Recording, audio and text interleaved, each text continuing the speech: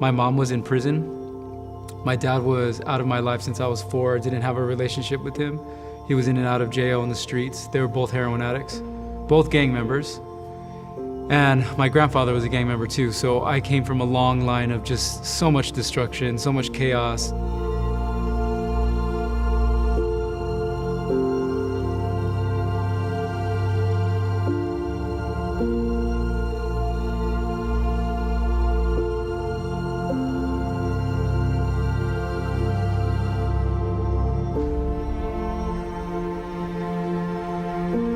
It's a fantastic story of caring for troubled youth of our communities.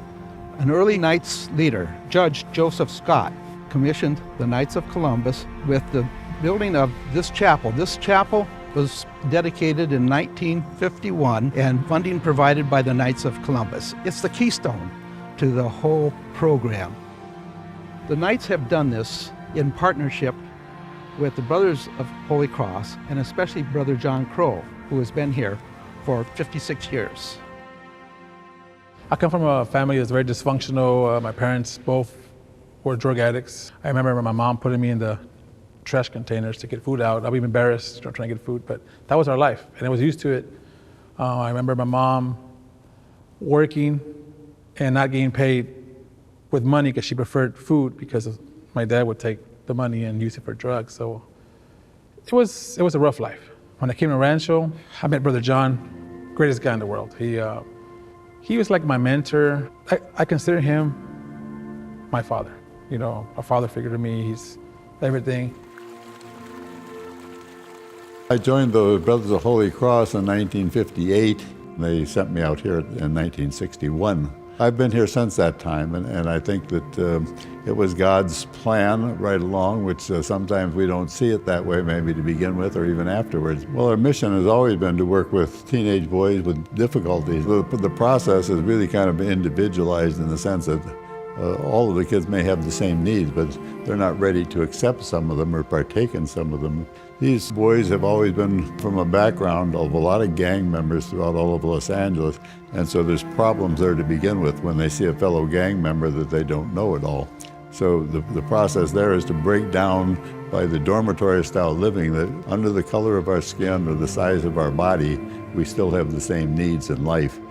The Knights of Columbus became involved at Rancho with us here in order to make sure that this thing got together, because otherwise it would have been closed down. They built the dormitories, they built the dining hall, they built this chapel, they helped build the gym, thanks to the Knights of Columbus.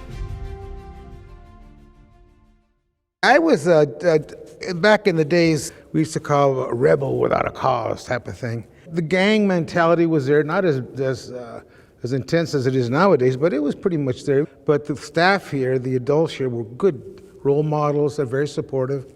The Brother John, he was my counselor. The major thrust of my progress was when we had to talk about what was going on inside my head. And that's not easy. Once you start tearing down those walls, you hit some very sensitive points. And that elicited a lot of tears and anger. Most anger, especially with adolescents, is just another way of crying.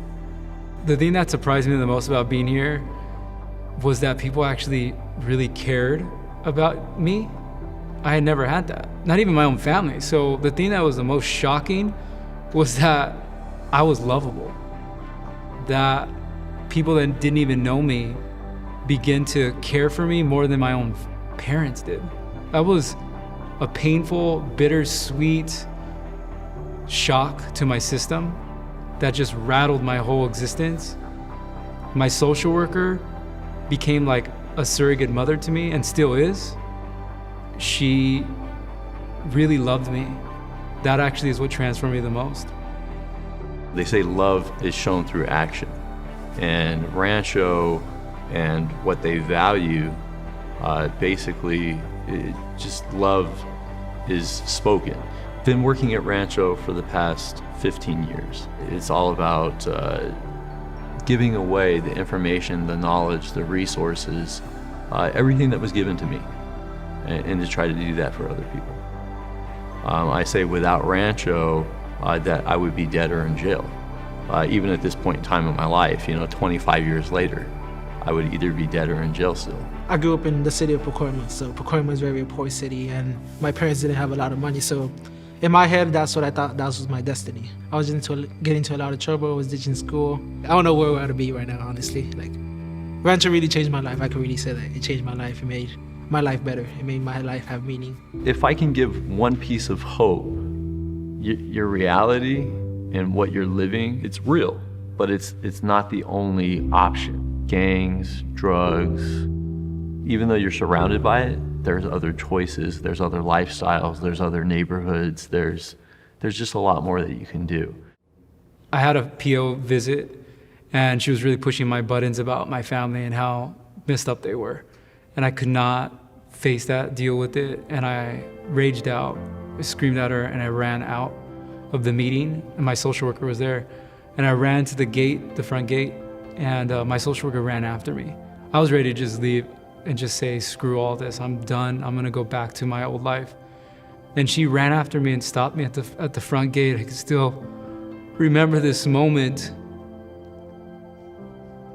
because no one had ever cared about me enough.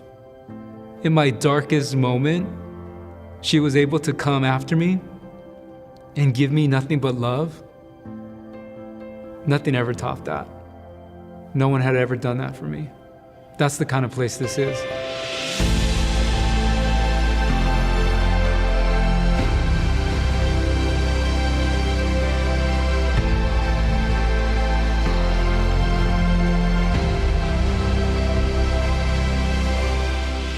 Rancho San Antonio was able to give me like the outlook of life where I could be someone better and not be the same person as I was, as where I grew up in.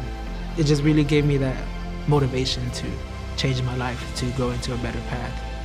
The mission of the Knights of Columbus is to serve the dignity of life and promote the dignity of life from the very beginning of life until the end of life. Rancho is indeed one of the great heritages of the Knights of Columbus in California. And it is our hope to be able to continue in providing service to Rancho and to our Lord for many years to come. So there is a mystique, I think, on this campus, and it's God, as far as I'm concerned. It's His instilling a peace here that isn't in so many places, etc. that way. Many of the people here have written, the mothers have written letters after kids leave here saying, I found such peace, my son found such peace, and you can't attribute that to us human beings trying to do the thing. It's the work of God.